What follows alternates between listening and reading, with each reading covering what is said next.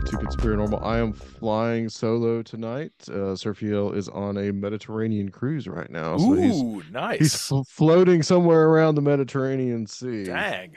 Hopefully, somewhere not close to Lebanon. That'll be might not be a good thing. But we have tonight someone that actually has been on the show many, many times, but has not been on in a little while. I think maybe No, like 2 years now. I I think think. so. I think For so. some Yeah. odd reason, I've not had you on in the last couple of years, but really somebody that needs no introduction. Aaron Gulyas is back with us from the Saucer Life podcast. Yes. Hello. Hello. Hello. Hello. Hello. Did we I think we had you on before you started the podcast. I'm pretty sure.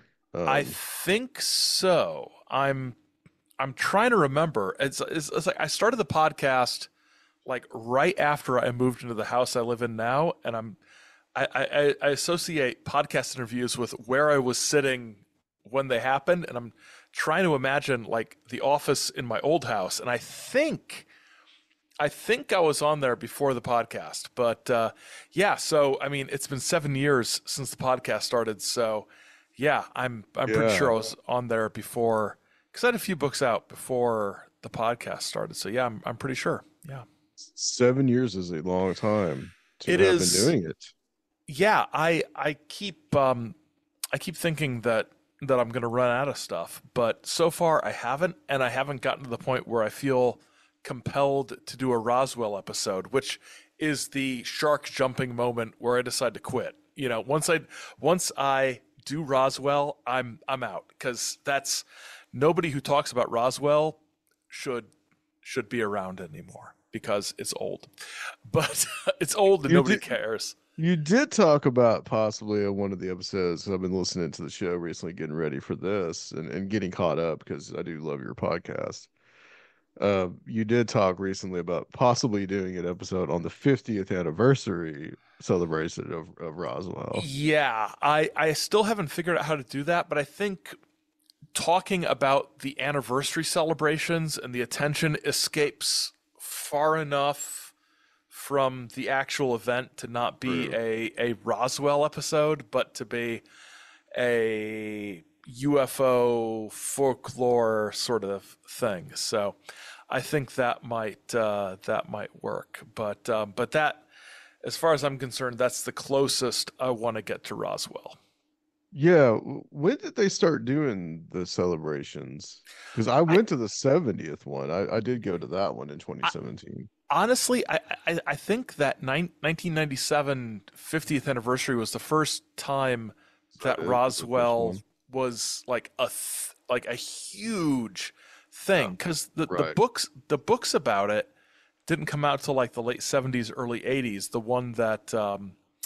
Berlitz and Moore did, and then Friedman and Randall and the whole crew of Roswell hangers on, went from that. But I think 97 was the first time that Roswell sort of reached that critical mass of public recognition that made a big thing possible. And you also had, the aftermath of the Air Force doing their study of it and all of that stuff. So I think 97 was the first year it was sort of, it sort of penetrated the non UFO consciousness and became its own sort of thing. Yeah. It's interesting how all those books came out and it jogged everybody's memory. Yeah, there were a Very bunch. interesting. There were the Roswell books, and even the earlier ones got republished and new editions and everything right around 97. You had Philip Corso and his Day After Roswell Yeah. nonsense all around that time. Plus, you had Art Bell and Art's Parts and Uh-huh. the whole thing. It was, I mean, I don't think it's like those of us who were around at the time recognize it, but I don't think like the young people who weren't around at the time realize how significant Art Bell, Jeff Rentz, Yeah. Michael Corbin on the Paranet Continuum, that whole array of paranormal UFO talk radio was. There was a time before podcasts, and I think and I mean, to be fair, I didn't listen to any of that stuff live. I lived in a place where there were no radio signals that would you know be picked up. Right, It right. wasn't until they started like streaming stuff on Real Audio. Remember that, kids? Real Audio. Yes, I do That remember that. Real Audio that I started listening to it. And by 2000 2001, I was hooked and trying to find. But even then, I mean, this is my old man remembers the internet sort of mode. But today, you can go and you can find Art Bell stuff. You can find torrents, you can find downloads and all that.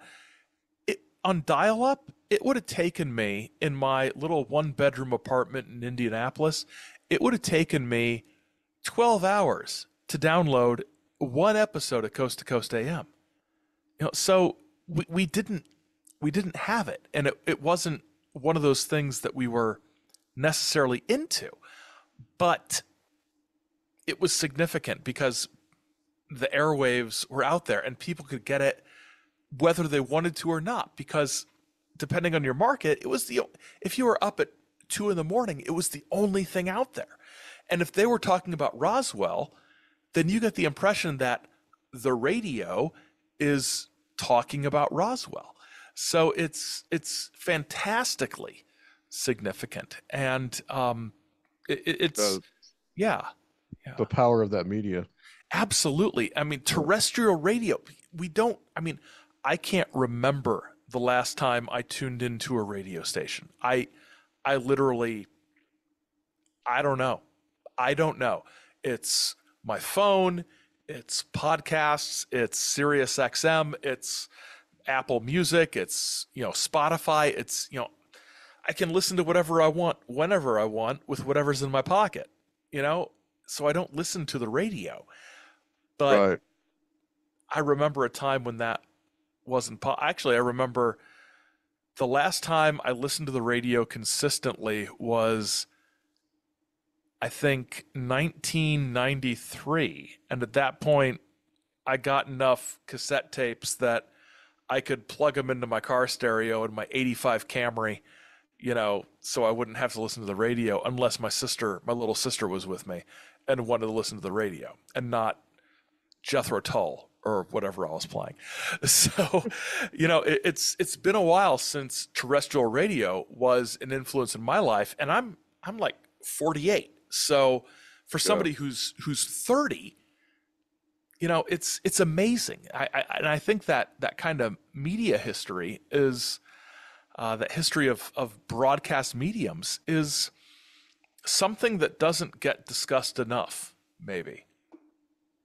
I think probably the most viable um form of radio now is talk radio. Yeah, Even if you have the podcast, like the music stations are just they're pretty much just like on repeat. Or there yeah, might be just background noise for a shop or something like that. yeah, But the absolutely. talk radio seems to be the most viable one. But even it's just really all the same stuff all the time. Yeah, and It's it's generally from one political direction, right, for the most right. part. So people who aren't in line with that are going to be listening to other stuff. But as far as, yeah, I agree. I mean, I honestly don't know what like NPR is doing these days. I assume they're doing whatever NPR They're still does, there. They're still but there. it's, I mean, if I don't I don't like my news read to me. I don't like anything read to me. I I feel just I, I feel like radio is still there for our parents' generation, yeah. for the boomers. Like it's still very much there. Like my dad listens to NPR and he never listens to anything but the radio when he's in the car. And that's Yeah. all he will listen to, and it's always been that way. I And like and then and on the obverse of that, you've got the conservative right-wing talk radio, which they seem to know their audience so yeah. well because that's where they sell a ton of male enhancement products on and on right-wing and talk radio. reverse mortgages Reverse mortgages, and things yes. like that. Right, Yeah, right. It's I yeah. I think about my father who's he's in his 80s, so he's the silent generation. He was born in 40, so Yeah. pre baby boomer, but he listened to NPR and then other talk radio, and like the car he has now, like once he got like XM radio, he found like some sort of like bluegrass station, and like he's all in. Like he's like, want to listen to anything but this. It's like he's got the It just bluegrass going. constantly Like, stays yeah, on it all the it, time. Yeah. it's like, oh my God, Dad, that is so healthy. Please just keep listening to bluegrass and do not switch it to any Right. kind of talk radio because, Right. my God, you know. Yeah, it'll start warping your brain if you hear it Oh long yeah, enough. yeah. I mean, there's a lot of there was a YouTube video years ago, but it was like sort of like boomers radicalized by talk radio and cable news, and this is like it's chilling, you know. Yeah. It's, I mean, not that, you know, I'm of a generation that hates everybody and everything, but the people older than us and younger than us, I think, and us, honestly, it's like there's a potential to be radicalized or at least indoctrinated when we seek out only the things we are likely to agree with.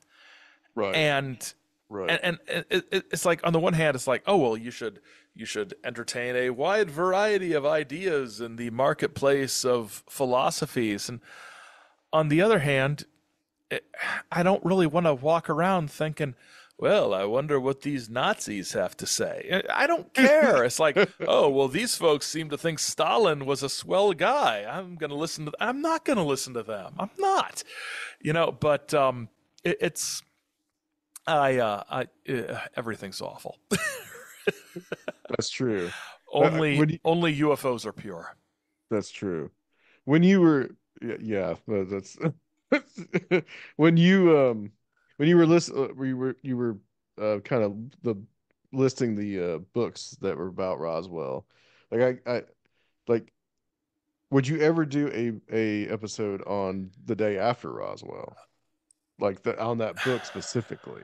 Like, because I guess it covers Yeah, way more than just yeah. It's and then Corso himself was quite a character. the So Shikshini Knights of Malta and yeah, getting right. Strom Thurmond to pen an introduction. The Strom Thurmond was later like, "Oh my God, no!"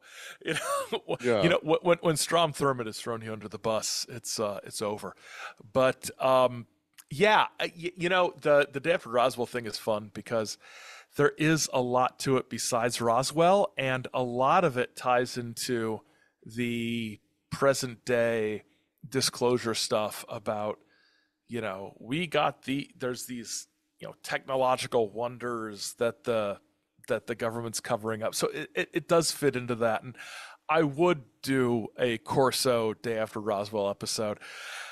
I would have to read the book though, and Yeah. man, that's a big ask. A big ask. You know, you read these books so we don't have to.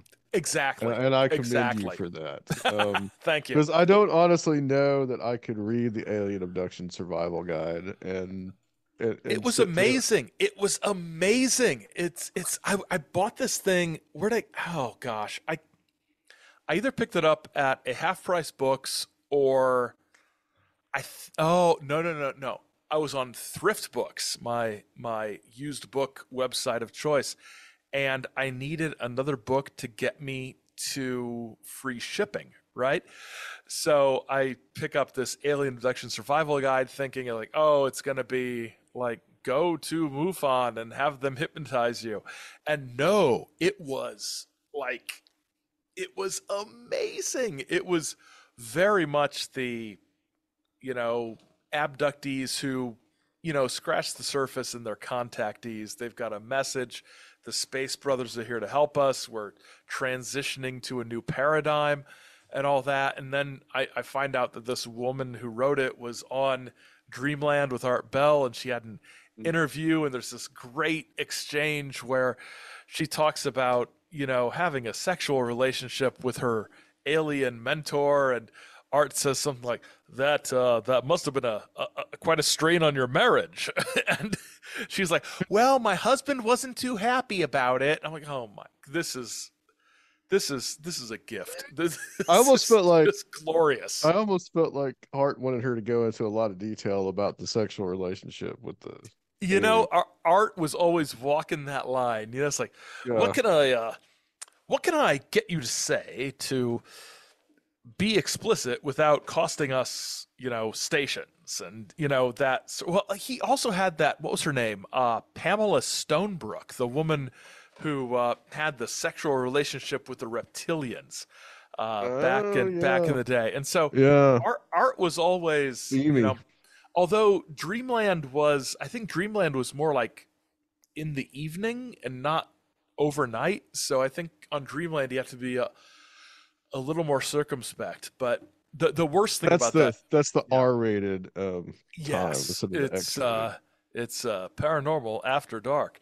The worst thing about listening to any Dreamland episode is that the first hour is always Linda Moulton Howe with some kind of update on something, and it's always, I don't know. I think for the Alien Abduction Survival Guide episode, the Linda Moulton Howe update was like 1,500 cattle had been abducted, and she didn't have anything solid, but she was going to keep looking, Art. And they spent like 45 minutes on this. And I mean, Linda Moulton Howe, I find her, it is unlistenable. It is just amazing, because all I can imagine is her in her little beret and her little tremulous voice. Well, Art, I talked to many ranchers who said they saw things, and it's just like, I don't care. I don't care. Please, can you get to whatever the torrent said this episode was actually about? So that's the problem with Dreamland, is that you've always got Linda Moulton Howe.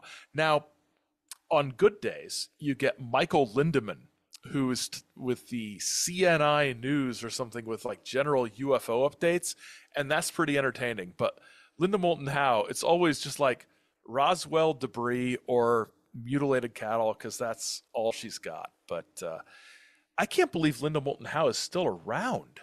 Yeah, she's still around. She's still kicking. Yeah, I It's mean, I remember listening to all that. I would listen to that stuff at work back in the day when, like, closed at night, and I would have, I would just have that back. I would just have that on the back office and just like listen to it, and like, just always just background noise was like Art Bell, and because you're there till like 1 or 2 yeah, o'clock in the morning, so it's like that's the perfect time. And I would always hear that introduction with Linda Moulton Howe. Um, it's funny, one time when I was in Roswell in 2017, we were at the Applebee's, and apparently like that's the center of Roswell is the Applebee's. Okay, that's where everybody goes. And so we're sitting there at one table, and I'm like walking out. I'm like walking to the bathroom. I look over, and I notice like Linda Moulton Howe and like Nick Pope and like a couple of other people are just sitting there eating, and I just like introduce myself. I'm like, hey, what's up? They're just I wow. famous among I royalty, UFO royalty. man, Nick Pope eating at the Applebee's when he is like, he's the UK's Fox Mulder, right? No, Yes, Fox Mulder was eating at some like cool diner or something. He wasn't eating at Applebee's. Were they having the half price appetizers? That's they could what have. I'm gonna. That's Nice. very possible. Those half price appetizers are legit. I've had many a dinner that was the half price appetizers and Bud Light. No shame in that. Sure, If you're if you're trying to make your living as a full-time ufologist, you're going to need that half-price appetizers at you some are. point, because yeah, the only time I was in Roswell was 2006, spring of 2006, and there was nothing going on at the time, which was kind of nice because I Yeah. had a decent hotel and nothing was crowded, right? Um, but it's a great town to look around. I remember they had a Hastings. I don't know if anybody out there remembers Hastings, but it was like one of these like bookstore, computer software, video store sort of chains, and it was amazing. It was huge. It was wonderful. They had a huge UFO section. It was great. I stayed in the Super 8 with a bunch of construction workers. I mean, they were staying there as well. They weren't staying with me, but Right. Right. there was the UFO McDonald's and the Yeah. museum and all kinds of stuff. Roswell is fun, but I can't imagine going there during any sort of event because Yeah. that just That's sounds the nuts. it's the biggest thing that happens in that town. But if you get off the beaten path a little bit, you find like some interesting things.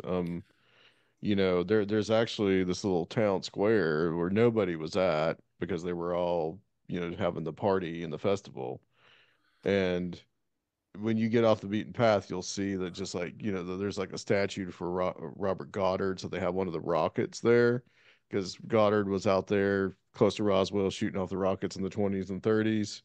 Yep. Pat Garrett, who shot Billy the Kid, was a sheriff there. So there's like the big statue of Yes. him. So there's like some interesting, there's some interesting Yeah. historical stuff there that you would Yeah. never otherwise know because it's all focused on the UFO stuff. Yeah. It's like a significant town in the history of the Southwest, right? Yeah. But no, because one thing happened in 1947. People are fixated on that, and I think that's one of the things that irritates me about the whole UFO field is that it kind of warps our perception of history and of what's important. Like the entire space race becomes, you know, fixated through this lens of flying saucers, and the Cold War becomes shifted through this lens of flying saucers. And no, flying saucers are an amusing, interesting,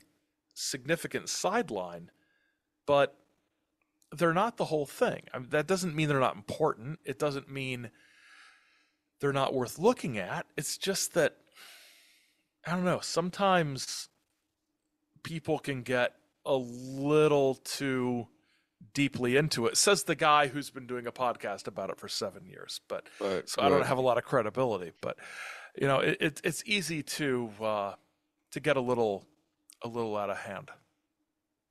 So the UFO, the Alien Abduction Survivor Guide, you said that Yeah, it's probably really not that because it seems like that's a title that was come up yeah, for it.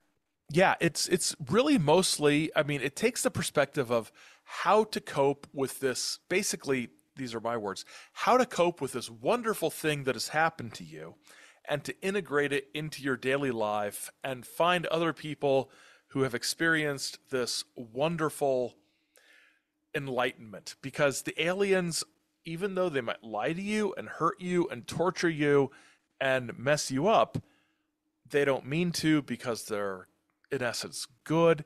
It's very much a aliens are good sort of thing, and so it's very strange. It's very very sort of much a case of the title was designed to appeal to those who accept the standard mainstream definition or idea about abductions, that they're bad, you're getting probed, etc.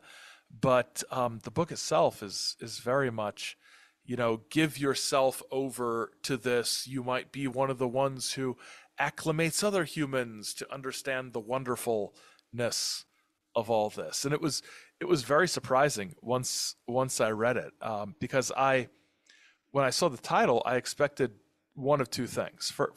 First, I expected that it was sort of like go to somebody and get hypnotized and regression and find out the truth of what they did to you.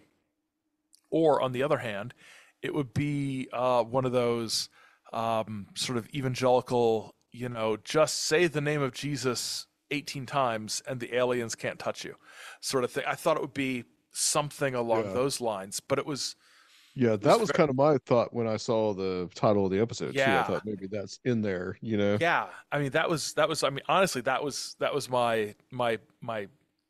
I assumed that, but it turns out it was more of a Richard Boylan style. We are being contacted to help transition us to the next level, sort of thing. So What do yeah, you call him? Hot tub Rick? hot tub Dick. Yeah, Hot tub Dick. hot tub Dick. I believe he is still alive. Last time, I think I looked into this for a Patreon sort of bonus episode. Yeah, and this still is the most recent update. He now presents himself as an incarnation of Jesus. So he is the same. He is basically God come to Earth. The man the man is special. he's he's special, and I am deeply amused by him. I I cannot give up paying attention to Richard Boylan because It yeah, for the last 30 years he has just provided the goofiest UFO nonsense available, and he slips under the radar so often because he's not Stephen Greer, he's not Stephen Bassett, he's not oh gosh, the other exopolitics guy, Michael Salla. He's not one of those guys. He's not the guys who are out there all the time. He is preaching to his email mailing list, which I think I got kicked off of for a snarky reply, but I need to get back on that. But he's doing his own thing, and he's apparently got scads of people who believe him. I was going to say shockingly, but it's not shocking. But it's amazing. He is, the alien ambassador to Earth. He's part of the course. Galactic Council. He's got this whole world view, galactic view around him that he's set up, and it is just amazing. A perhaps overinflated sense of purpose. He seems to have a very high opinion of his importance. Yes. Um, Explain the hot tub reference Okay, because so I think it might have been a while since. Well, I think we did talk about this, we but I, we talked about it at was a some while point over ago. the last 10 years or something that we've Yeah, been doing yeah. this. But it's amazing that you know I first read about it in 2001, and at that point it was like a 5-year-old reference. So not imagine something that happened in like 2000, 19. It doesn't seem like that long ago, right? But now it's like 30 years ago, right? So Richard Boylan was a therapist, counselor, psychological guy, and several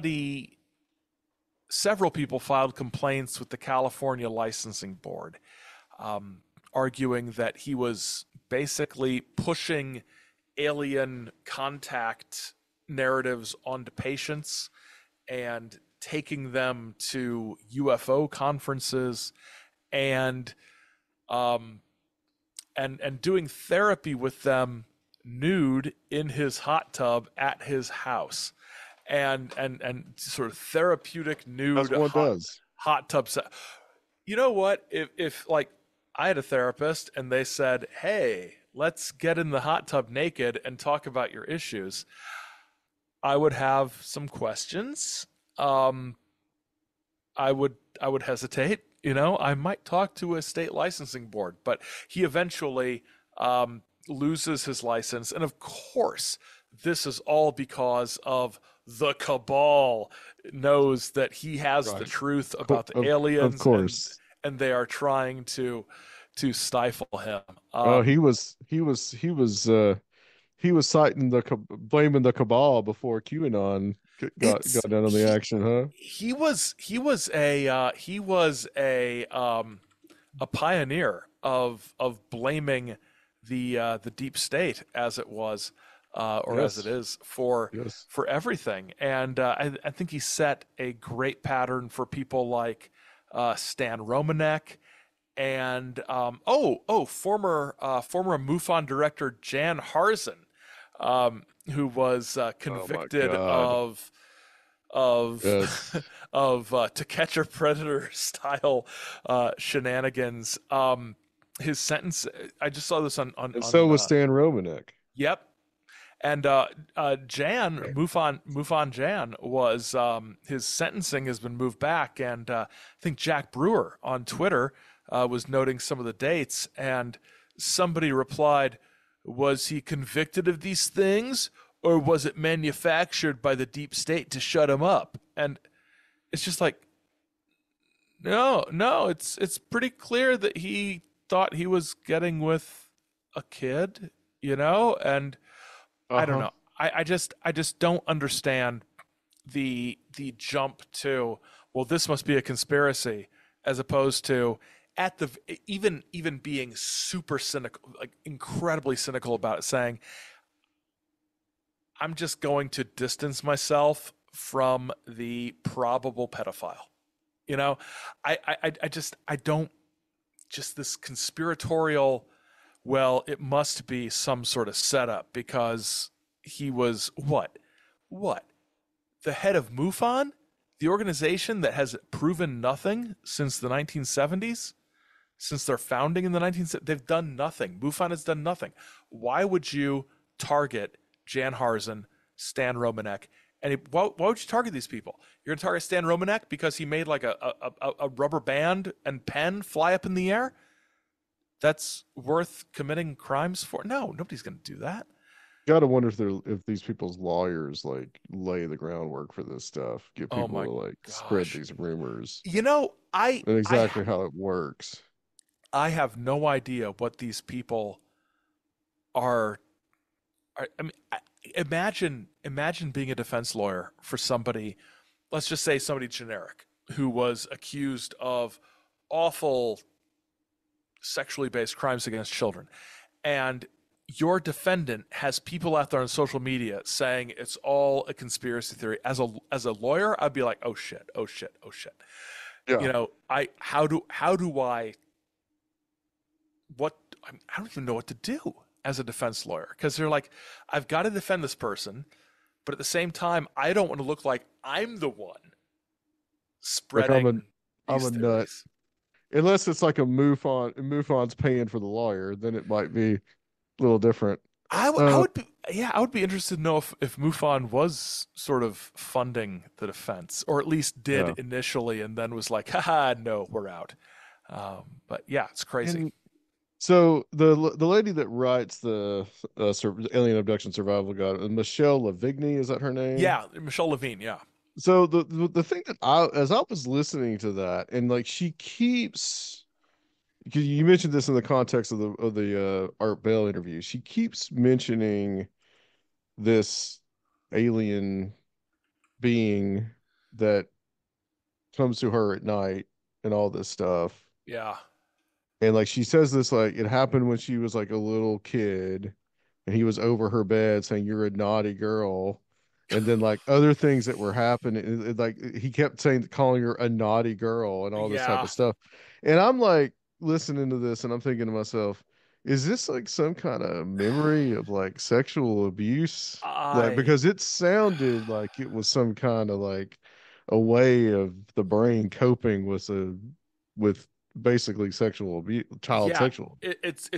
there was very much a, you are bad for fighting us, but we forgive you because we love you, Yeah, sort of thing. yeah, It was very, very creepy, and I mean, that's how it seems. That's how it comes across, doesn't it? I mean, it just, does it big time. feels like the mind trying to cope with some sort of horrific abuse, and not to the same degree, but what it reminded me of was reading Kathy O'Brien's Transformation of America stuff, where she's Hmm. talking about all of this horrible abuse and attributing it to Gerald Ford and Ronald Reagan and the evil New World Order and stuff. When You talking about? Is this the one we talking about? Dick Cheney chasing her through the woods in yep, the most yep, the dangerous game most dangerous stuff? game thing, yeah, Yeah, and it's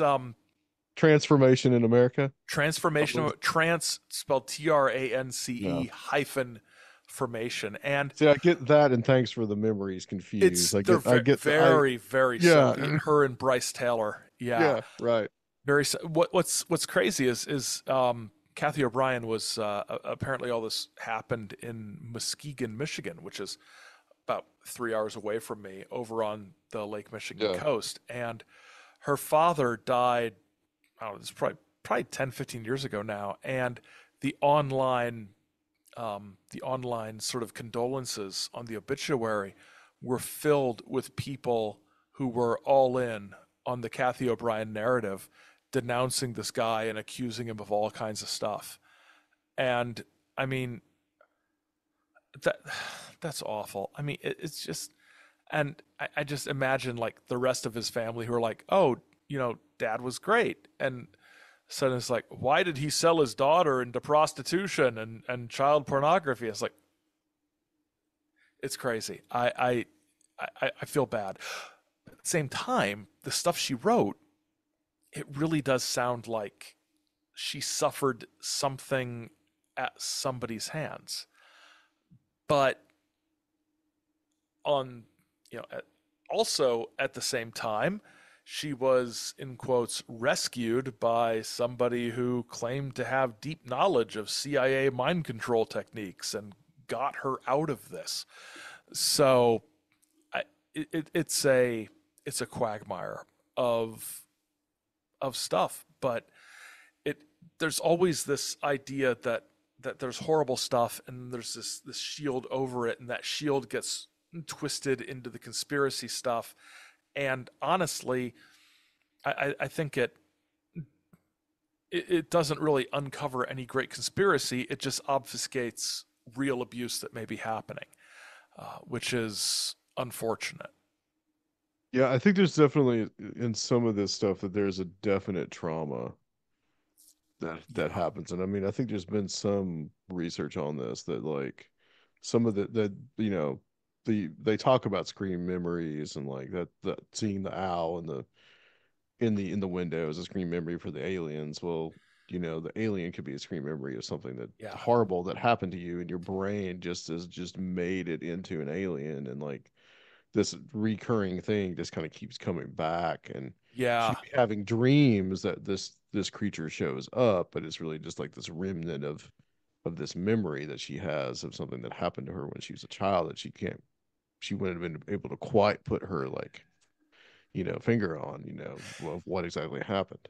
yeah. And I think that's why it's important to not be completely dismissive of some of these things. I Right. mean, we can be dismissive of some of the alien stuff that's in there or some of the bizarre conspiratorial stuff, but uh, these are these are real people who are writing these things, and that's one thing I hopefully do on my show is that you don't want to forget that these are real people who have presented these things and put themselves out there, and they might not have experienced exactly what they say they've experienced, but in almost every case, I get the sense that these are people who have experienced something, and it's not necessarily a good thing. And some of these stories might be, yeah, like some sort of psychological cover in some way. But I think yeah, I think John Mack was kind of heading down that road where he was he was criticized, but yeah, especially by people at Harvard for the things that he did, but he had tenure, so he was able to continue to do these things. Yeah. But I think that he had come down the road to where he would tell people in interviews, he would say, "Look, you may not believe it, but something happened to these people. There is some kind of trauma that has gone on in their Yes. lives, and I'm not quite sure if it's what they're saying it is, but you have to admit that something real it's real to them." Yes. And I think that's I mean, I believe that people believe they have encountered something, have seen something, have had a particular experience. Do I believe it is what they think it is?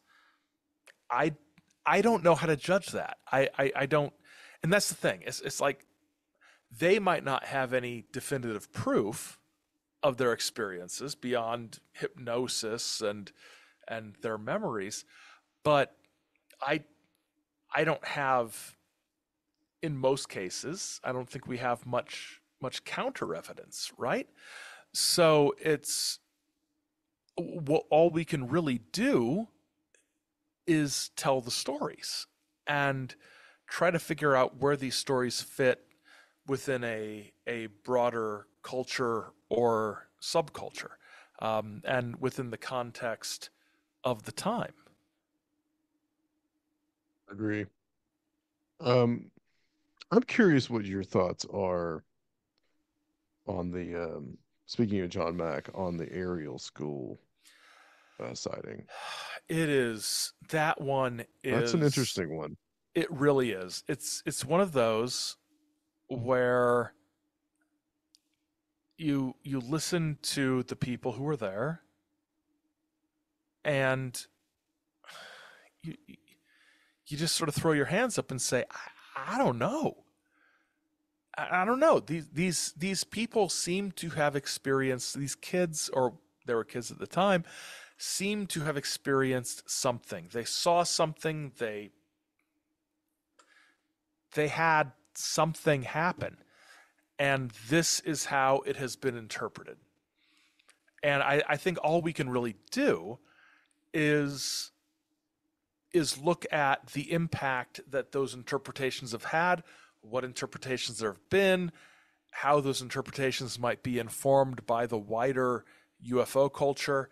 I don't think it's helpful or good to pull some kind of those kids were lying sort of thing, or some kind of, that's the problem with the mindset of debunking, that sort of, not, I don't want to say skeptical.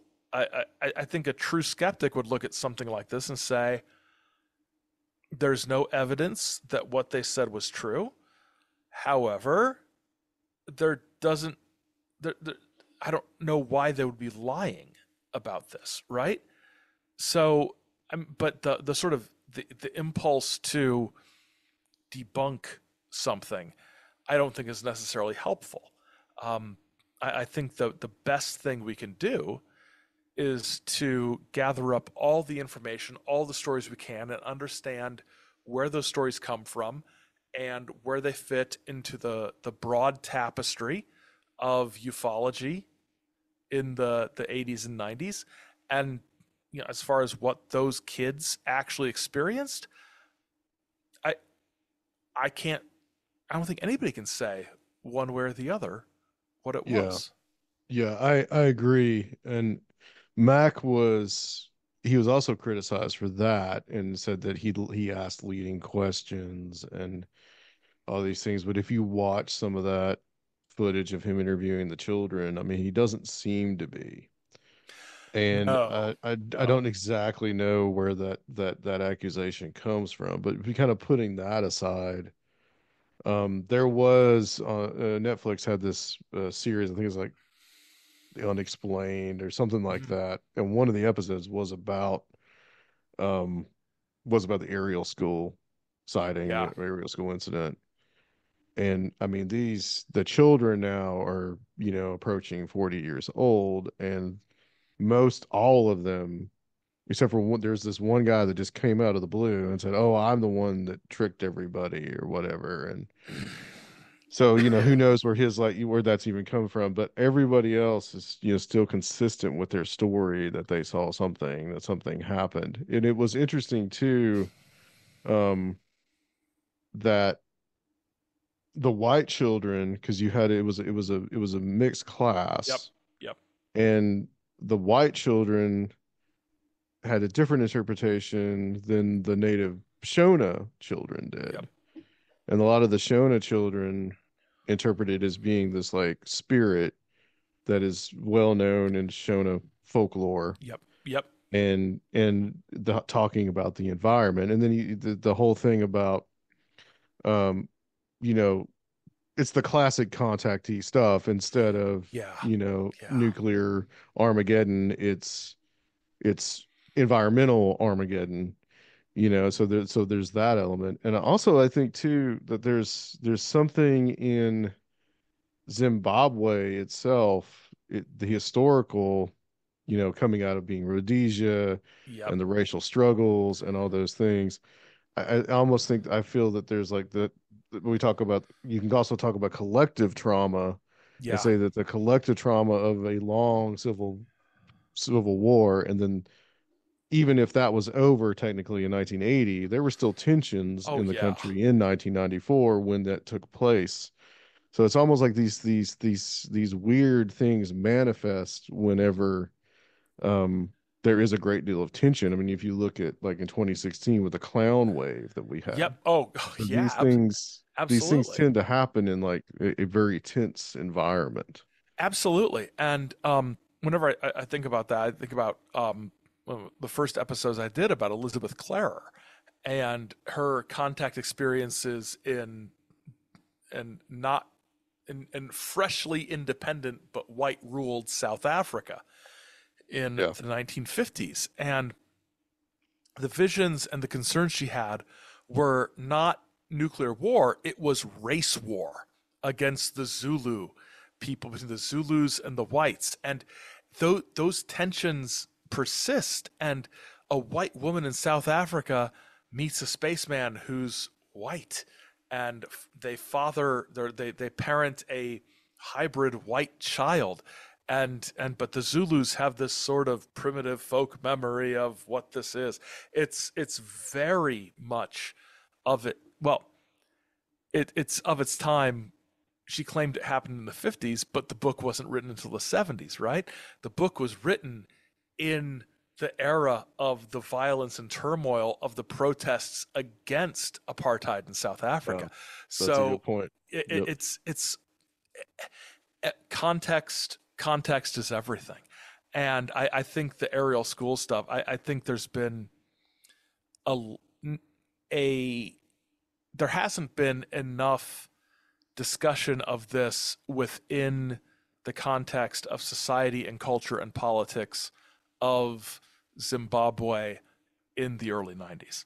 And right around the same time that Mandela was getting freed from prison, and you know there was it was a it was a troubled time, right?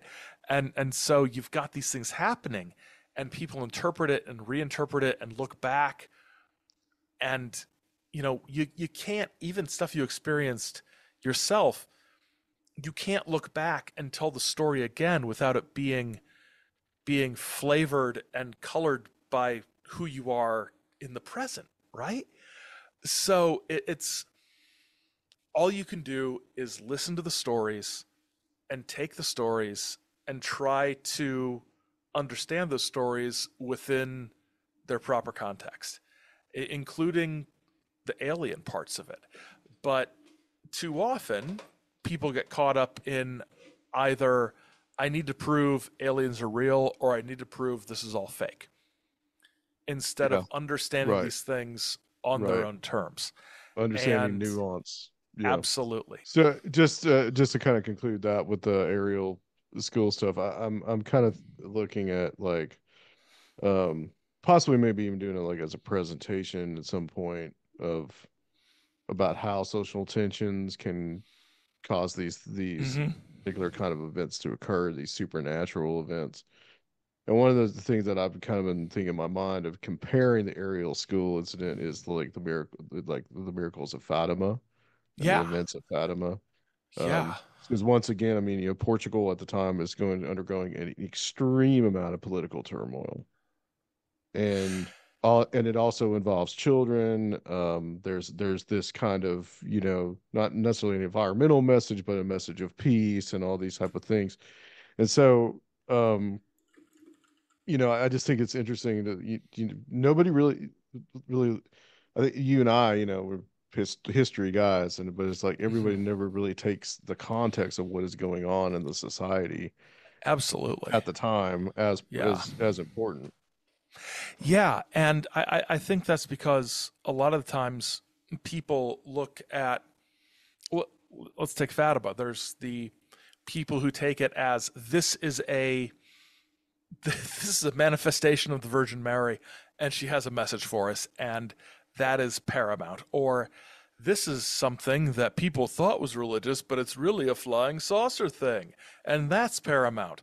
And what might be important is what was going on in Portugal in 1917, right? What was going on there? What was going on in Europe? What was going on in the West? What was going on in the world? What are things that children might have had concerns about? Yeah, And that's a good point. what are things that people who the children went to talk to about what they saw, what are the concerns they would have had, and what was that filter through which they would have heard this story, and what might have changed there.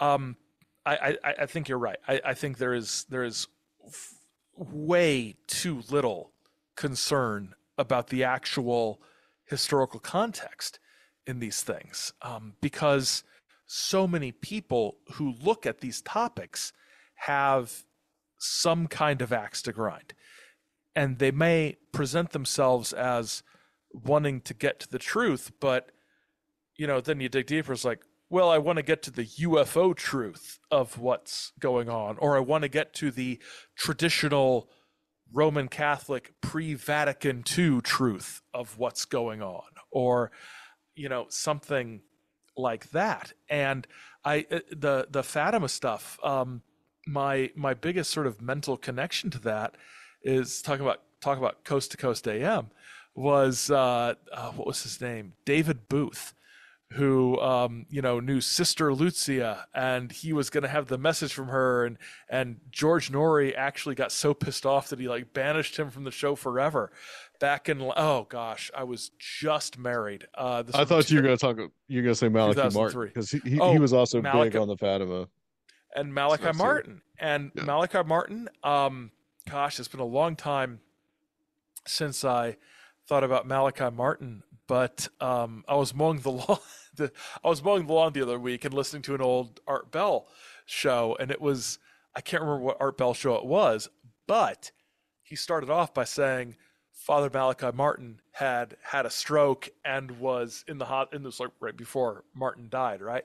Um, but Malachi Martin, he was an interesting cat, with regard to Vatican politics and things like that. And so, Did you fa- know that he also was?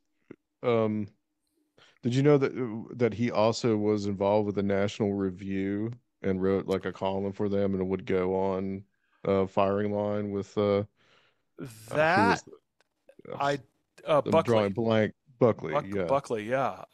yeah. He was involved with all that. A Which lot of like conservative politics. which I mean, on the one hand, no, I did not know that, but that does not surprise me. And on the other hand, it's like, remember when National Review and William F. Buckley Jr. were considered a fringe sort of way of thinking, Yeah, and right, right, now it's, geez, those guys would right. be, yeah. But Well, finish your thought with it what I was going to say. Sorry. I was just gonna say it's like people can look at things like that from a whole kaleidoscope of views and use it for their purposes.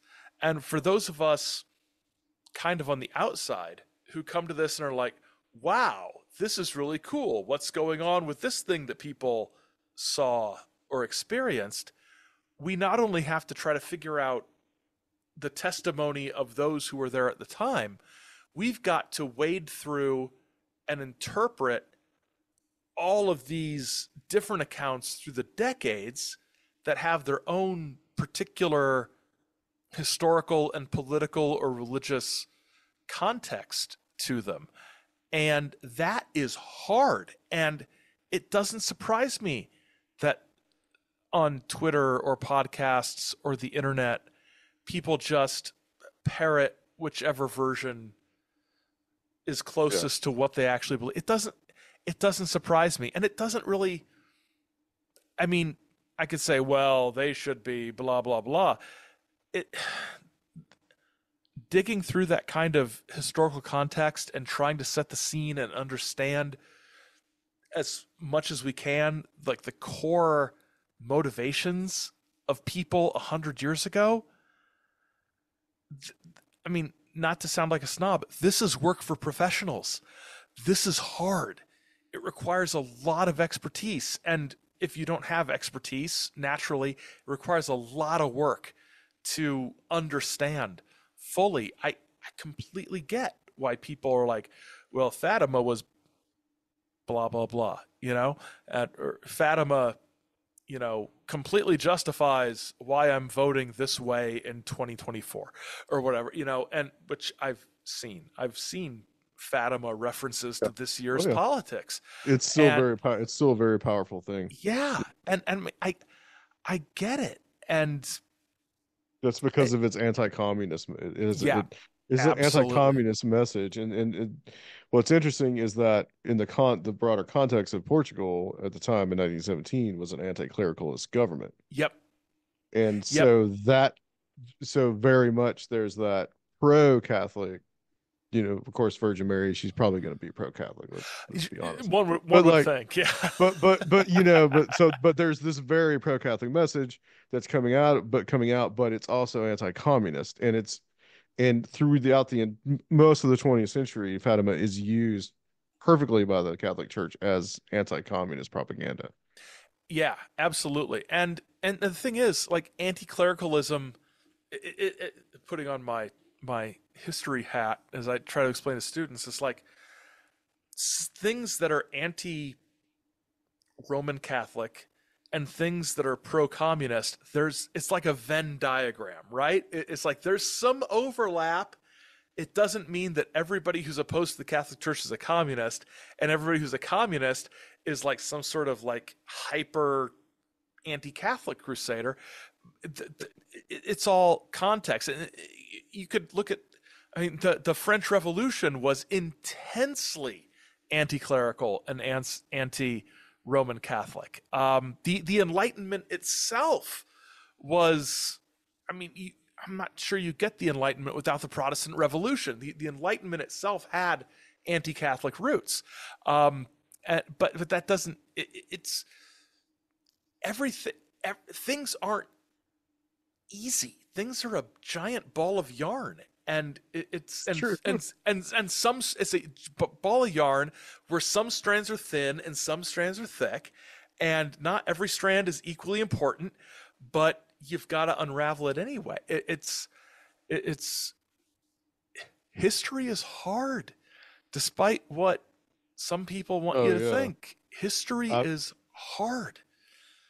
I've seen you can find this stuff on YouTube. I've seen what was it, Archbishop Sheen? He was famous on television in the 50s. Fulton Sheen.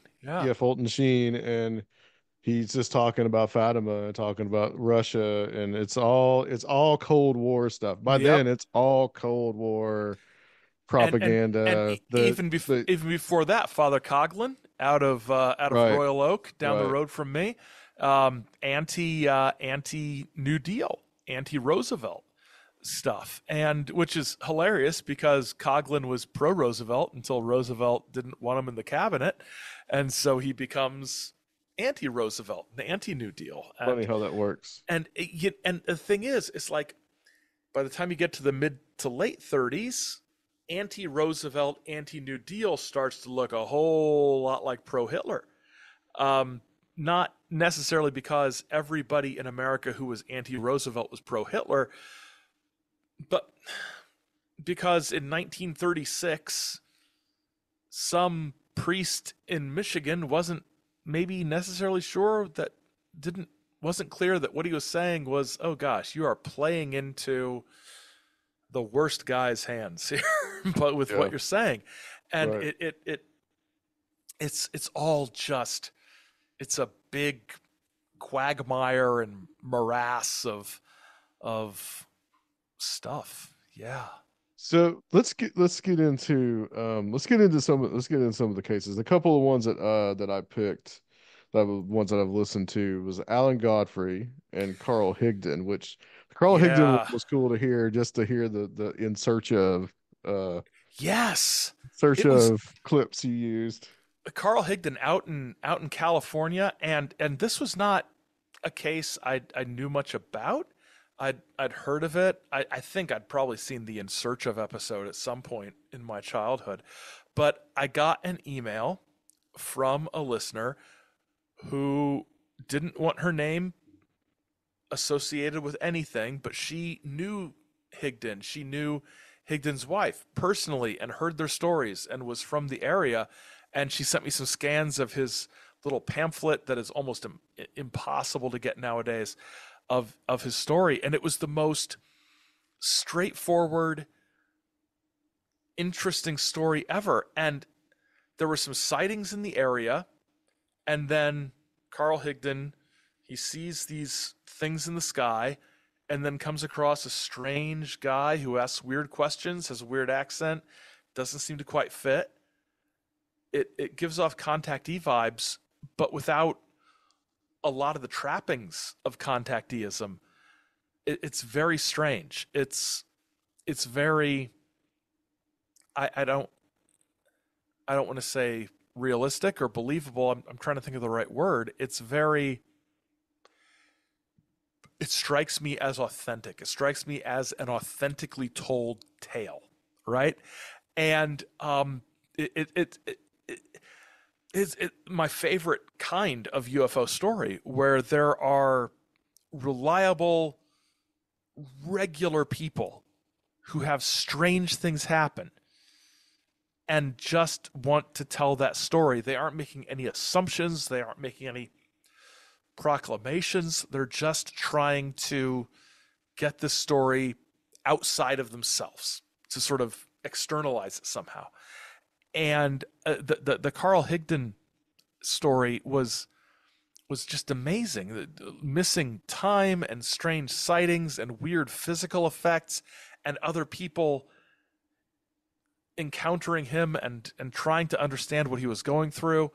It's an amazing story. Yeah,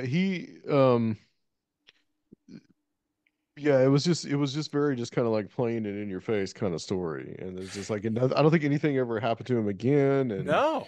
and then he had like Leo Sprinkle did the hypnosis, and of course there could be some problem with Yeah. hypnosis too, Yeah. and like I think his wife later writes a book like years and years later Yep. about Yep. it, and he was still alive at the time. Yeah. Yeah. And it's different from like it's not different. It's an expansion on the pamphlet he published closer to the time. It's one of those things where there's not much to say about it other than I really get the impression that something weird happened to this guy that he doesn't know how to explain. And so he's explaining it the best he can. And all we can do is sort of look at it and say, hey, that guy had something happen. And I have no idea what it was. Because Higdon is one of these guys who he's not getting rich off this. He wasn't a celebrity. He wasn't getting any sort of notoriety. There was the In Search of story, but there was one thing that was fairly sorry, straightforward, and it's one of those stories where when I finish doing the episode, if people were to say, "Well, what stories do you think were real?" which is a question I get a lot, it's on the list. It's real in the sense that I believe that this person believes it. Yeah. Very very solid sort of account. The You also point out that In Search Of saved some money by having the actual people do their own reenactments. Yes, it was wild. It was and a little amusing when you watch it because yeah, it's very much the stuntmen did their own acting, rather than Yeah, the actors doing right. their own stunts. It's yeah, it's good. And all In Search Of is good. It, it, it no paranormal TV program has ever, in my opinion, Equaled achieved it. the heights Yeah. of In Search Of. Even the new In Search Of with the other guy who played Spock or whatever. But Oh, Zachary Quinto. yeah, Zachary Yeah. Quinto, who's a great actor, great actor. But you know, there's something about the sort of grimy 35 millimeter film look, the Yes. synth music. Leonard, 70s Leonard Nimoy. Just doo, doo, doo, doo. but You know, we're having a big collar and just yes, once yeah. your collar extends past your shoulders, Sideburns. oh Yeah. yeah, it was the only thing better than Leonard Nimoy in Search Of is Leonard Nimoy singing his song about Bilbo Baggins, right? Of course. As far Absolutely. as glorious 70s things. But the Carl Higdon case is one of my favorites just because I just I the older I get and the longer I do this, the more affection I have for stories where it is just a solid normal person who had something weird and is trying to And, cope with it. and Alan Godfrey is similar. I mean, Yep, the two stories are very similar, but then with Alan absolutely. Godfrey, you've got this kind of weird, like unsolved murder that's a part of it too. Yeah, with and the murder victim's name is Adamski, like Right. George Right. Adamski, which it's it's not an uncommon Polish name, right? No. No. So it's like, oh my gosh, this guy Smith is named Smith, and so is this other guy named Smith. There's synchronicities, there's coincidences, but the Alan Godfrey thing is what gets me is just how poorly he was treated by his superiors. Just it really does seem like once he made a fuss about the story, somebody wanted him gone, and which is frustrating because his book, everything, his TV appearances, everything, he's a regular guy. He's not. I mean, he self-published this book, and yet nobody gets rich off self-published books, right? I mean, you might do okay, you might break even, you might make some money, but you're not going to torpedo your career for any sort of, okay, honestly, most people aren't going to torpedo their career for any sort of UFO story, especially some kind of career where you're going to have like a pension and a decent retirement. And Godfrey was just treated so horribly, and he had such strange encounters, and he recalled them with such clarity that I've just got to think something was up. Yeah, it's very strange with the murder involved, and I don't think it was ever solved, was it? I don't No. think it's ever actually solved. Like, so, like I think they find this guy, this dead guy, on like this coal heap, Mhm. and it looks like that he had been moved there because it didn't seem like he had a lot of coal on him. And then Alan Godfrey, who later has this UFO experience, like a kind of a contact experience himself, uh, is the investigator, one of the investigators on this case. And I guess that there's like, I guess, is it just, I don't, Jenny Randles is also involved here, with the Yep. famous UFO investigator. She coined the term high strangeness. And Yep. so, um, What was there? I mean, is there this underlying subtext that like the guy that was killed, this Mr. Adamski, was he killed by a UFO? Was he dropped there? Like, I mean, is that kind of the underlying subtext in a way? Yeah, I think that's what's become part of the story. Yeah. I think it's entirely possible that it's only connected to the rest of it because of Alan Godfrey being being part of it. But who knows? It's unsolved. It's mysterious. It's I, it's one of those stories where after I get done doing the episode, I sort of ask myself, what do I think about this? Right? You know, it's not sort of helped by I'm gesturing back to if you get on the screen. Personally, if you're seeing the screen, which you're not, I've got the cassette tape of the night monitors music, synth music that was inspired by Alan Godfrey's Uh-huh. encounters, and I remember listening to that while researching and working, which isn't, you know, maybe the most objective thing to do, to be listening to 70s and 80s like esque UFO flavored synth stuff to listen to this. But I just find myself wondering, what would I do if I was in his position? If I had this case where there's this body, and I mean, personally, I wouldn't know that Adamski was a significant name, but the word gets out and it's in the tabloids and it's in the newspapers. And then my superiors are coming down on me.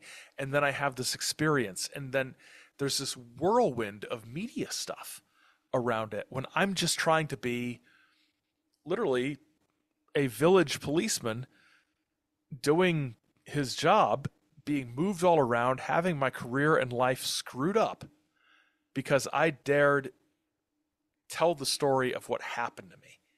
This this one, the Godfrey thing feels as legit as anything that I've seen. Same as the Higdon thing. It feels real because it's almost like the opposite of a murder mystery, right? Like, who has anything to gain? It's who has nothing to gain. Well, the Right. people who are losing everything and have nothing to gain, why would they make this up? Why would they Yeah. lie? Now, they Why might would be they make these wrong. claims? Yeah. Exactly. They might be wrong. They might be misinterpreting, but I don't think they're dishonest. And I think those are my favorite type of stories. They're not out there, you know, for 30 years on the UFO circuit.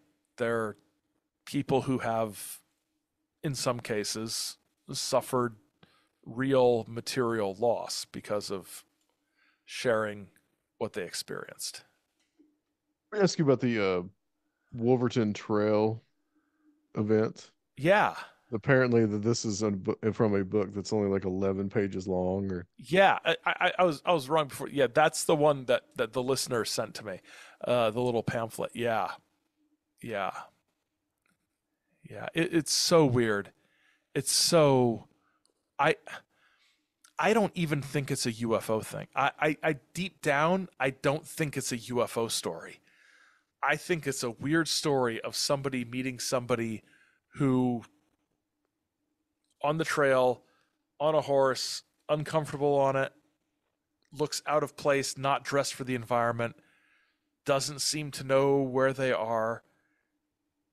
I think the fact that other people saw UFOs around the same time, I think that's more coincidence than anything. I think this is a case of somebody in some kind of distress who was out there on a trail and was not sure where they were. Like some sort of psychological event. It's such a strange story. It almost doesn't even make sense to tell, right? yeah. It's like a guy was fishing with his buddy, and there was a guy on a horse who acted strangely. And coincidentally, some people saw some UFOs. You put it together, this must be a Venusian or something on the horse. But it's weird. Even when I was doing the episode, when I was like trying to structure it, and I was like, what is going on with this? This is just strange. Just strange.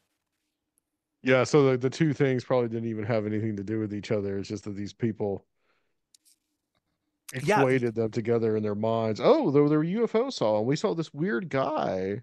yeah. We were out hanging out in the woods, and And I mean, if this sounds incredibly stupid, but if I were to, if I personally were to go on a horse and ride down the trail, I would look completely out of place because I've ridden a horse maybe twice in my life, and I've already come into contact with some people who knew about horses and how to ride a horse and what somebody on a horse should be wearing.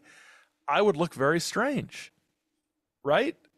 And it would yeah, just be, and he talked strangely, and his diction was odd, and I don't know. It's one of those where, again, I don't think anybody is lying. I don't think anybody is being dishonest. I just don't know what the deal was, and so yeah, which right. makes it more entertaining.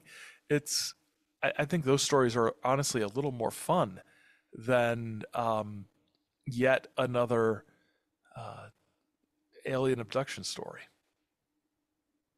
Yeah, it could have been they were just trying to maybe, get in on the market of aliens and Yeah, UFOs and like hey, we had something weird happen to yeah, us, yeah. It's like we're part of this. We're part of this too. This is all part of the part of we're not so different. We can do the popular stuff too. Yep, absolutely. Well, I'm curious, kind of like turning away from UFOs, talking a little bit about like, current stuff. I mean, Hmm. like, I don't shy away from politics on this show. I mean, I like to talk about it in like a broader context than most people would, but like, you know, as an historian, like you got to admit we're like living through some like really unprecedented times right now. And like the last month, ever since that debate has just been It a rocky road, and we still have like a little less than like 100 days from the election.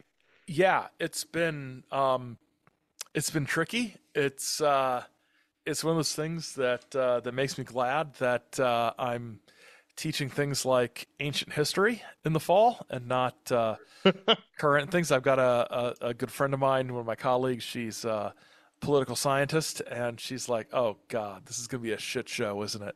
All fall, it's going to be a shit show."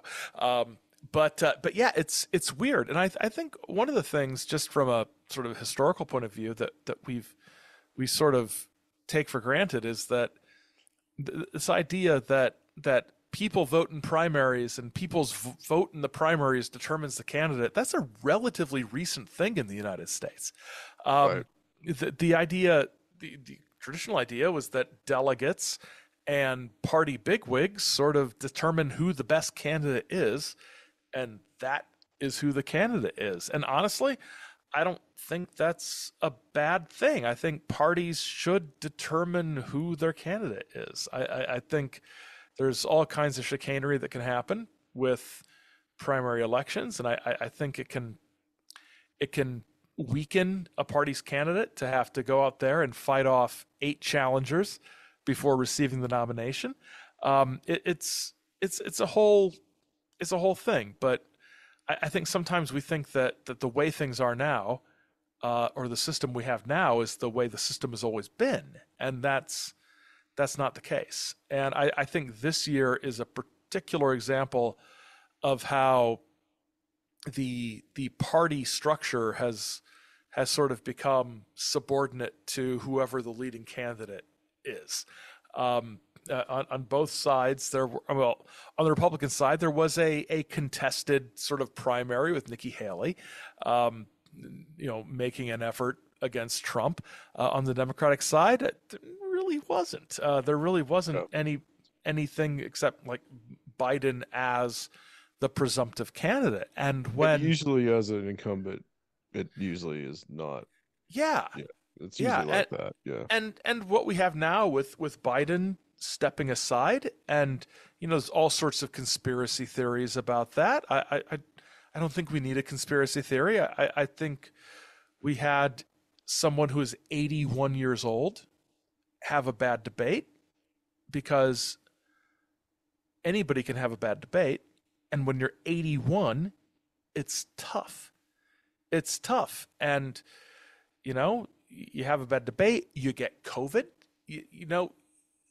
Biden stepping aside is, I think, a logical move politically. As far as precedent goes, we had, I guess, the closest thing in recent history is Lyndon Johnson sort of not deciding not to run in right. '68. But the But he did that difference, in March. yeah, It was March, like it was which much earlier in the year. much earlier, and it opened up, the three-way race between Humphrey and Kennedy and Eugene McCarthy, McCarthy. Eugene Yeah, McCarthy, and then you had McCarthy was McCarthy. McCarthy's not gonna. He's sort of the fringe candidate. Kennedy gets assassinated, so you end up with Hubert Humphrey, who was Johnson's vice president, right? So it's very much the establishment figure.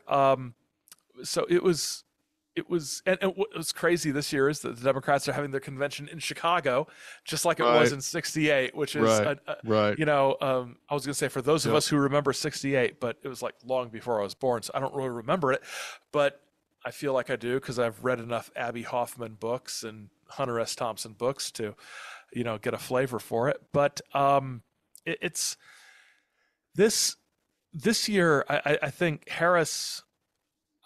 I was shocked. I was honestly shocked by sort of the smooth transition to Harris as the leader going into the convention. I was. Yeah, they rallied pretty quickly. They did. They did, and I think it's. I think that's a good thing overall for the political situation. I think the Trump campaign wasn't expecting it, which, I mean, because they seem to be wrong-footed a bit by it, which I don't know.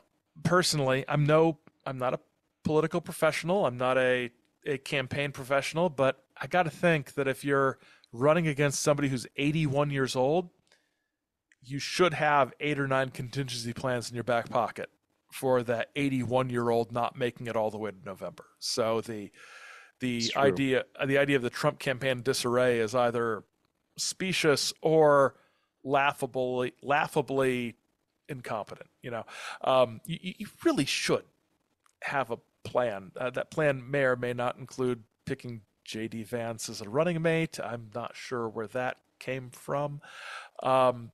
I would have I picked think that somebody came from junior. Peter Peter Thiel Peter Thiel. and Yeah. Elon Musk. I think that came from a lot of these like Silicon Valley tech Yeah. bros. Which is Yeah. never listen to Silicon Valley tech bros. Good Lord. God, they can't even make a car that doesn't corrode and rain or whatever. But yeah, I think it's a mess. It'll be interesting to see where it ends up. But it's one of those sort of Chinese curse, may you live in interesting times sort of deals. I have a lot It's of true. nostalgia for 20 years ago as far as presidential campaigns go. It's like, oh, Bush versus Kerry. Oh, this will Yeah. be an interesting match to watch because different ideas and debates and policies and ads and we can sort of see where it's going. I don't know. I'm old, and so everything from the last 10 years or so just makes me want to Well, hide. or imagine this being like the first election you're gonna vote in. Like my first election I voted in was 1996. I mean, you couldn't Yeah, have gotten same, a more same. just kind of like middle of the road. Both the candidates are just kind of there, and Clinton's president, so you might as well vote for him. Yeah, it Like was there like, was no, there was no like, there was no real threat to democracy or anything. yeah. There wasn't all this kind of I mean, rhetoric and it was baby boomer versus greatest yeah, generation. It was, right. which is what the previous election had been, right, between Bush and Clinton, and so you've got Clinton and Dole, and it's just like, yeah, they're doing the don't stop thinking about tomorrow music. They're doing the bridge to the future. They're talking about the internet, and there's this sense that there was this sense that even Bob Dole didn't think this was worth messing around with. He was like, whatever. It's like Yeah, like yeah, by October he was checked out, it seemed. And then the Bush Gore thing was,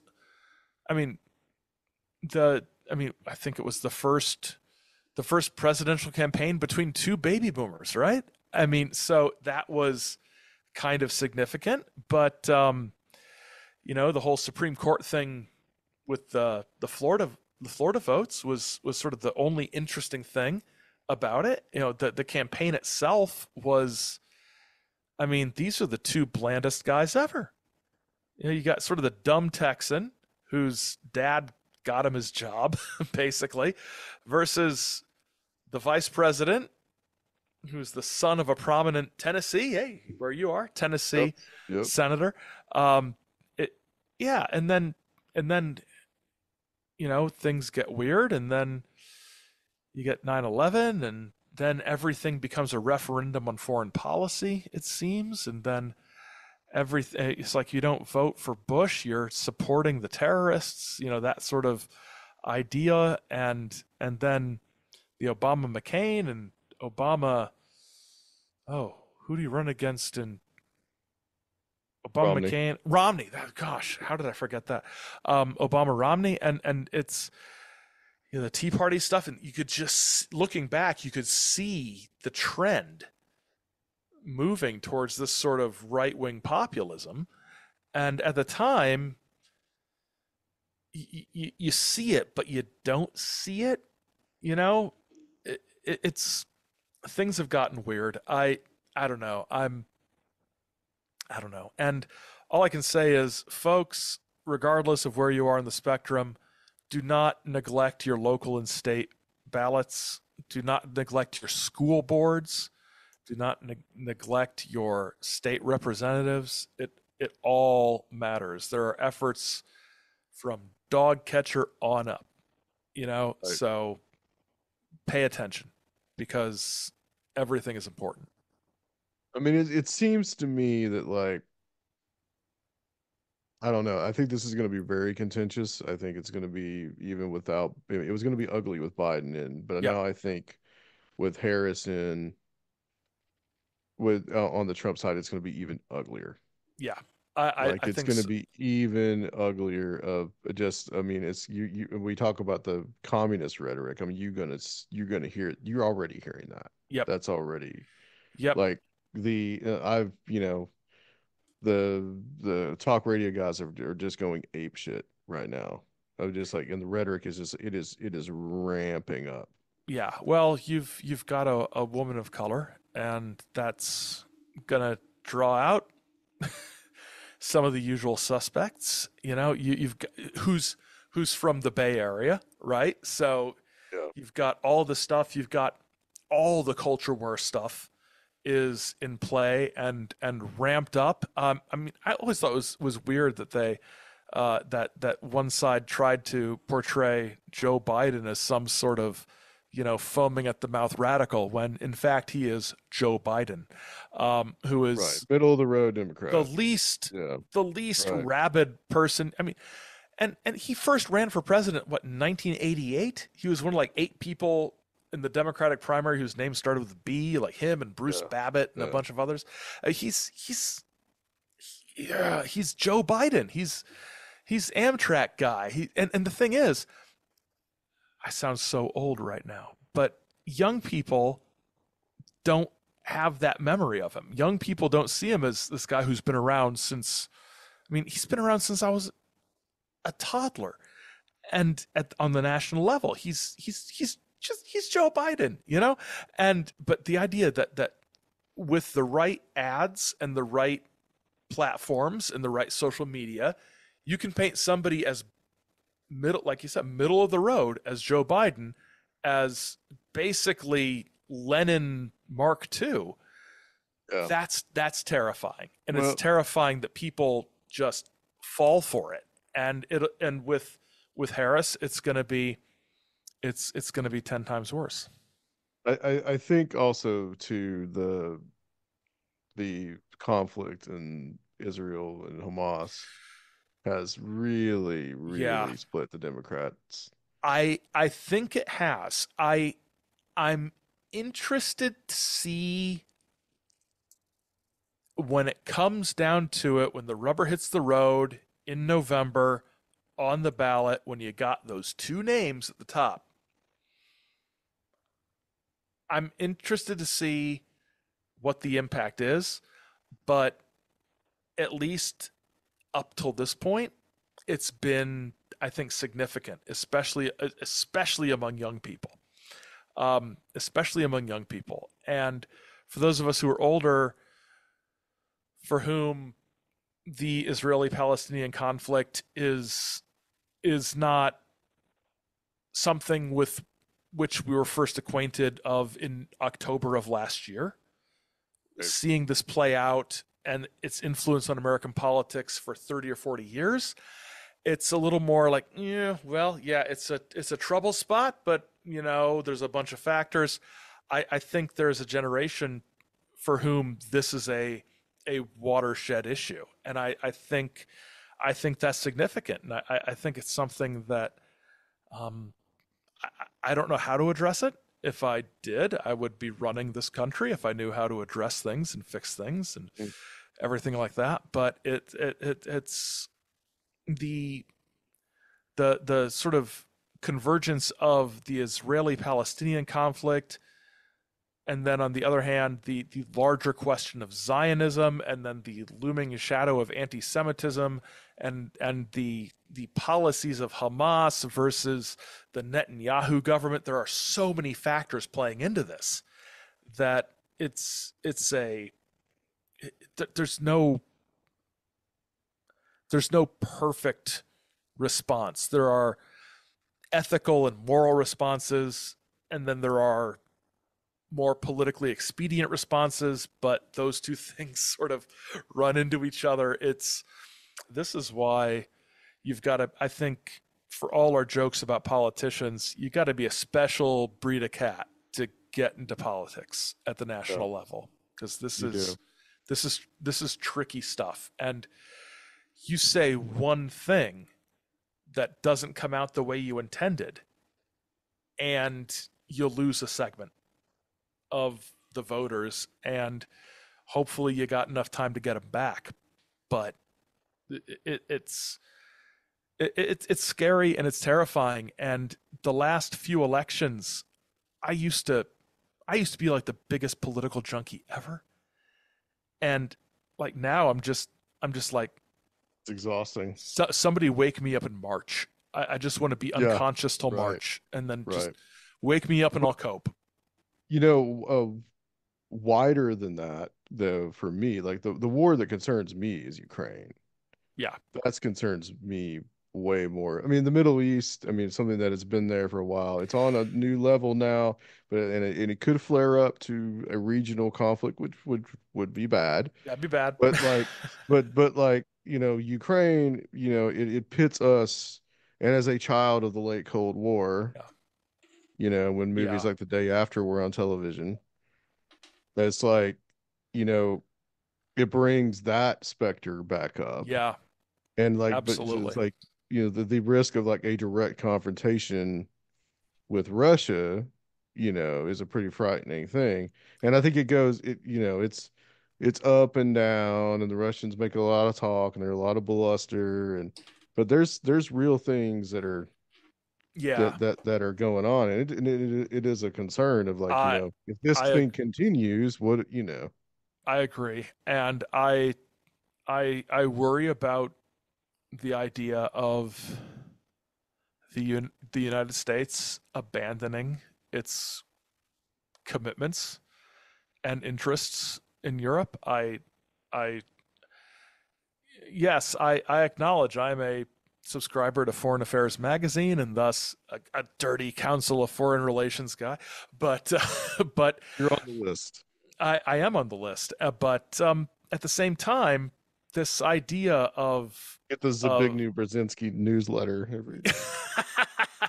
yeah, me and Jimmy Carter are all in on Brzezinski, but it worries me. This idea that it's not our concern and Russia's doing its own thing. No, it's Russia. It's Russia. Russia has had ambitions to expand for centuries. It's my old sort of, yeah, I can't escape my Cold War roots. I'm suspicious of Russia because they invade people. And is Ukraine perfect? No. Is Ukraine a sovereign nation that is subject to Russian tyranny? Yes. Should we support nations who are being invaded? Yes. Does that mean we support every nation who's invaded no matter what? No. We support nations where it's in our interest. What is in our interest? Our interest is stability. My interest is stability. I think stability is good. I think everybody being scared to do anything stupid because something bad might happen is a good thing. I like it when nations are too scared to do anything too stupid. That sounds insane, but That's a um, good point. I think equanimity and stability are good things, and I think a Russia that the United States turns a blind eye to is a very dangerous prospect, and I, that worries me a lot. sure, I understand. I mean, just one more thing, and we'll kind of start winding it up. 'Cause I know it's getting a little later there, but um, I feel like on a broader approach that we're kind of starting this like slow retreat from empire, Yeah, much in the way that the Soviets did. That like now it's our turn to, decline and fall apart. And like I just have that feeling that we're starting to like because we know Trump if he gets in, we know Trump is probably gonna start. I don't know if you necessarily pull out of NATO, but he definitely would start scaling down. And I think even if Harris and the Democrats stay in, I think that process will be slower, but I think it will eventually come to the same conclusion. I agree. I think th- there's what we learned in the 70s with Vietnam was that there are limits to what the United States can accomplish. And the 70s and 80s and 90s were about figuring out how to operate within those limits from the absolute terror to do anything, such as we see in some places, to in the Gulf War. Okay, we can do this, but we're not going to overthrow Hussein. We're not going to do. We're just going. We're liberating Kuwait. That is the goal. Small, measurable goals that we can accomplish. And then after 9/11, it was just like the new American century stuff, and just this idea of American hegemony kind of takes over. And I think the wiser heads are prevailing and thinking, American hegemony is not a realistic thing. It's a question of finding balance, right? It's a question of finding what is our role in the world, because, in my opinion, the Bush administration just stretched that way out of proportion. Absolutely. And Absolutely. it's and I mean to be fair, I think the Clinton administration didn't go far enough, in places like Rwanda, where we stood by. We stood by, and because of Somalia, we were like, "Way, we don't do anything anymore." It was that was frustrating at the time, but the other, it's finding balance and politically, domestically, from a domestic political standpoint, it's the question of how do you pitch complex foreign policy ideas to the average American voter. And it was easy in the Cold War days because you say, communists, look at them, look what they're doing. But nowadays, how do you justify massive foreign aid? How do you justify troops? I'm not saying you can't. I'm asking a legit question. If I'm in charge, how do I justify this? What's my approach?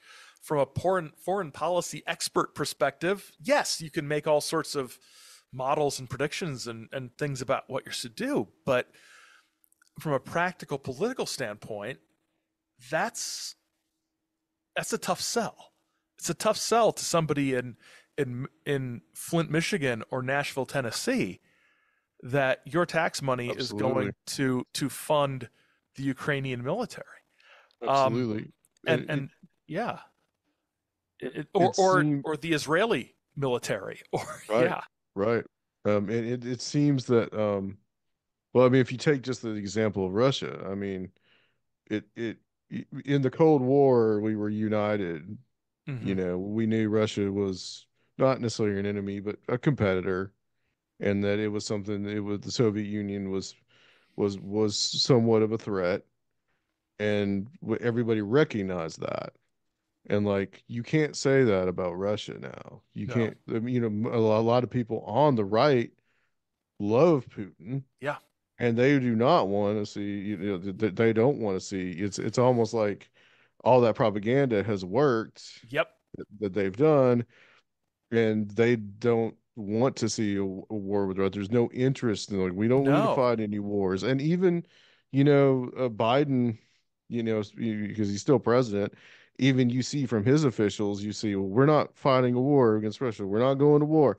But because the American people have become because of Iraq and Afghanistan yeah, and how long those dragged out, that like the American people have no interest in going to doing no, any kind of war because they see how it's no, affected all the billions of dollars and the lives that have been wasted. absolutely, Yeah, absolutely. And it's you I mean, on the right you've got like admiration for Russia and Hungary and Turkey and right. other states that are Well, Trump incre- models himself on yeah, Putin or yeah, Erdogan, and Netanyahu is doing that too. He's ex- modeling himself on them. exactly this idea of this idea of the strongman, that this Yep. you know very anti-democratic idea, or a democracy of everybody who votes for me. It's like I speak for the people. The people who voted for me are my people. It's like, yeah, you're supposed to lead the whole country, right? But it's there's this idolizing of these strong men, I and a lot of that is just. I mean, you could say on the one hand that it's harder to convey ideology to the voting public, but I don't think it is. I think the Cold War showed that we could set up an ideological enemy pretty easily. It's it's harder when the nuance is more complicated to Right. say what. Okay, so why are these our geopolitical rivals? Right. Well, because their vision of democratic society is because you could say there are elections in Turkey, there are elections in Hungary, there are elections in Russia, and it's it's Yeah. complicated. Well, It's very complicated they're really just as I really the way that I see it is that they're competing with us as just other capitalist rivals, really. in a lot of And ways. Yeah. it's like we yes, China is ostensibly communist, but it's an authoritarian party that has a capitalist Yep. and a Yep. capitalist economy. And you could say Russia has the same thing, and it's just like, and that seems to be where we're going. So it's almost just like, there's no difference. It's just we're competing for the same space and the same resources. And that's And it. There's nothing ideological about it. yeah, and deep down, I mean, how do you sell, well, they're our enemy because it's us or them without sounding like Yeah, because we you're want that oil in the Arctic. yes, They it's can't like have it. sometimes Yeah. sometimes it just it's really refreshing to think about things in terms of pure national interest without any sort of high-minded morals. But even the idea of Yeah. national interest is disputed, right? What is in our interest? There's all sorts of different ways to look at it, and I don't know. The more complex things get, the more admiration I have for those who actually have to make a living advising leaders and trying to figure out what to do because Yeah. it's incredibly complicated. Yeah. Well, we went from UFOs to that. So, Yeah, but yeah. maybe the Space Brothers are real, and they'll stop this whole thing from happening. Please, So, please, Ashtar Orthon. Command is going to come down, and They are in guardian formation around the Earth, and if we're good enough, they will sweep us up before anything bad happens. they'll Between just take Ash the Dolphins first. between Ashtar and Jesus, I hope somebody comes to get me. That's Yes, yes, yes. Well, we all know the Dolphins are really what they're going to come here for. So, so long, and thanks for all the fish. well, Aaron, thank you so much. I mean, this has been a Thank great. you. I've had a good time Yes, talking to you, and it's been fun. always. And please tell people where they can find the Saucer Life, and that they want to binge If the you search, entire podcast series. absolutely. If you search on your favorite podcast app for Saucer Life, it'll come up. Otherwise, go to saucerlife.com. There's links to all the episodes, the Patreon, other stuff, all kinds. Links to books I've written years ago. I think the last book I wrote came out 3 years ago. Books are hard. I don't want to do anymore. That's a lot of work. But yeah, saucerlife.com. Everything is there. All right, excellent. Well, I will give the usual spiel, guys. We are doing Strange Realities Conference coming up November 1st through the 3rd, November 1st and 2nd at SIR Nashville, November 3rd online. The whole entire thing is online. Please go ahead and get your tickets if you want to get signed up for online, or if you're coming to Nashville, that is at strangerealitiesconference.com. And also, Surfield usually gives the spiel, but we do have a Patreon. If you guys want to help us out, throw some money our way because it does cost to do what we do.